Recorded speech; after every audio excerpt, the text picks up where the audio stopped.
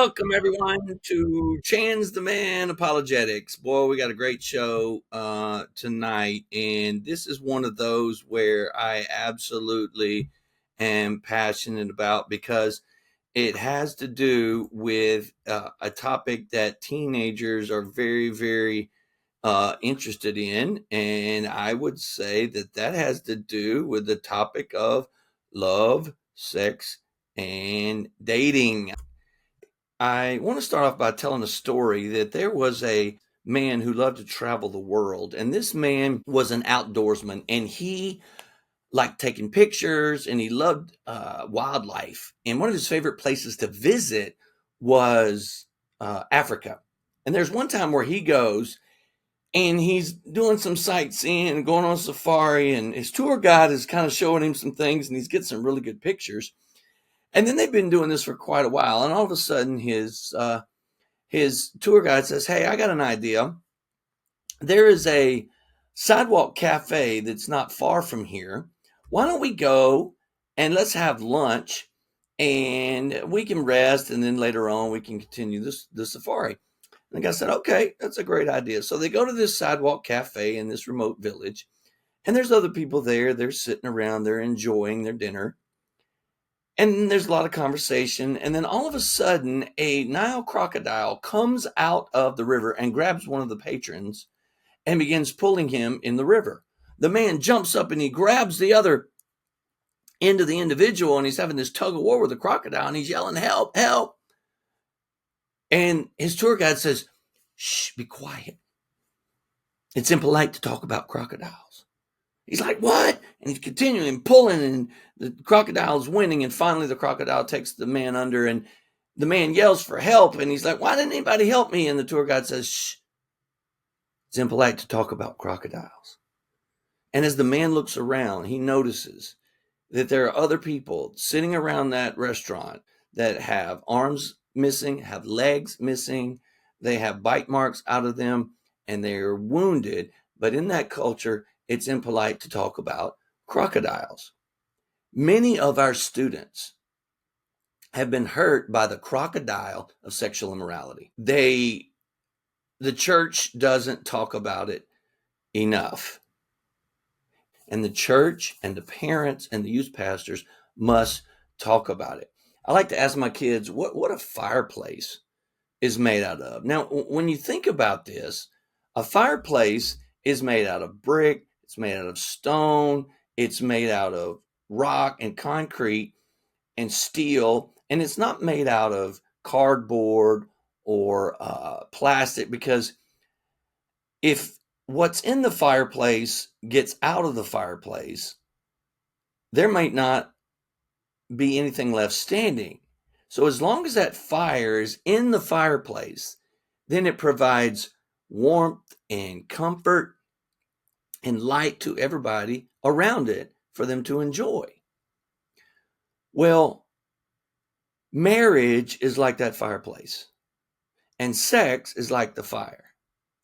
As long as the sex is in the proper protection, the proper context of marriage, then it gives pleasure, it gives intimacy and commitment for those involved.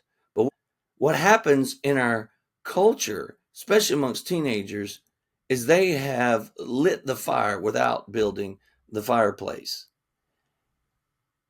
And God has created sex for our enjoyment. It's a good thing. But our students should build your fireplace first. Once you build that fireplace, then it's much better when you engage in the sex act, because that is by design. The three most important decisions that a student will ever make in their life are salvation, their person that they marry, and then their occupation. Now, many people do not focus too much on the second most important decision ever to be made in their life. It's the church has done a really good job of weddings, but we normally don't do a good job of marriages. And why is that? We need to be better at helping students prepare for the second most important decision they will ever make in their lives. One of the biggest myths that students have bought in today is what I call the right person myth. And the right person myth says that if I marry the right person, if I date the right person, then everything will be all right. And so they go on this search for finding the right person, and they don't ever practice on themselves. They think, well, why am I going to have to work on my patience? I'm going to find the right person. I'm going to marry the right person. They're never going to do anything that causes me to have to be patient. Why do I need to work on my self-control?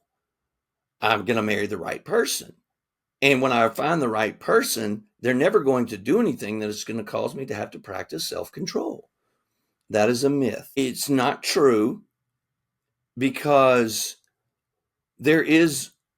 relationships are complicated. They really are. And there's no such thing as marriage problems. People with problems get married, and they bring their existing problems into a relationship. There's a second myth that is called the promise myth.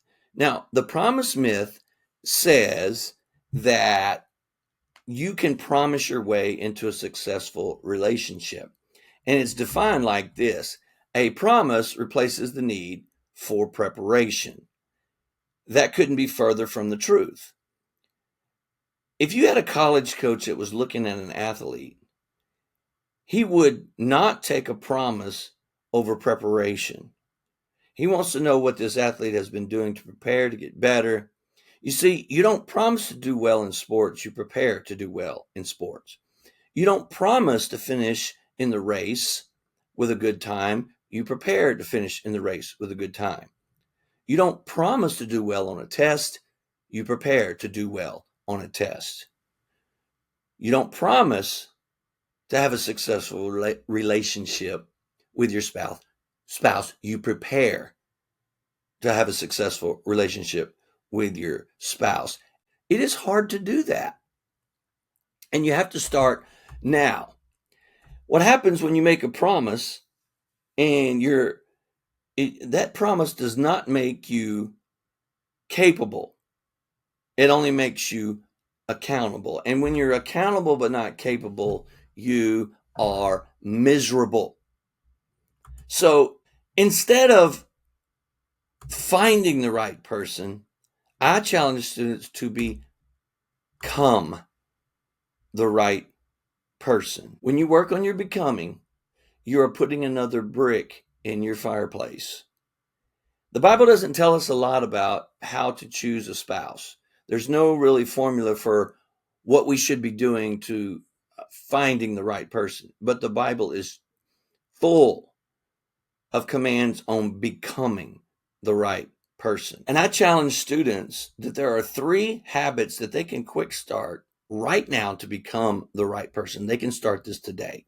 So the first one is practice keeping your word. There's too much game playing today in relationships. If you're going to be a man or woman of integrity, you have to keep your word. And you should practice keeping your word. So for example, if you say you're going to pick a girl up on a date and you're going to be there at 7 o'clock, you'll be there at 7 o'clock. If you have a little brother or sister and you promise them that you are going to play with them or help them with their homework, then you keep your word.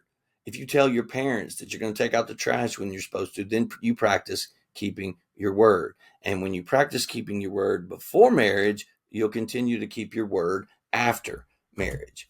Practice self-control. Our students are taught that they are at the mercy of their hormones and that they cannot control themselves sexually. And they should be offended by this, because scripture talks about self-control, and they can practice self-control. It just takes intentionality and discipline. And I challenge every student to begin practicing self-control. Practice self-control on your tongue. Practice self-control what you say to your parents. Practice self-control on what you say to your significant other. Practice self-control on what it is that you watch, what it is that you eat in every area of your life. Practicing self-control is such a good practice. And then the third one is delayed gratification. Man, this is such a big one because we live in a society that's instant gratification. We want instant gratification rather than delayed gratification. And what sexual immorality promises is fun and instant gratification. The Bible does not command students not to have sex. It challenges them to avoid sexual immorality. And I challenge my students to say no to something good now so you can say yes to something even better later. And I challenge students to start with that. That's those quick start habits, and you will be on your way to becoming the right person.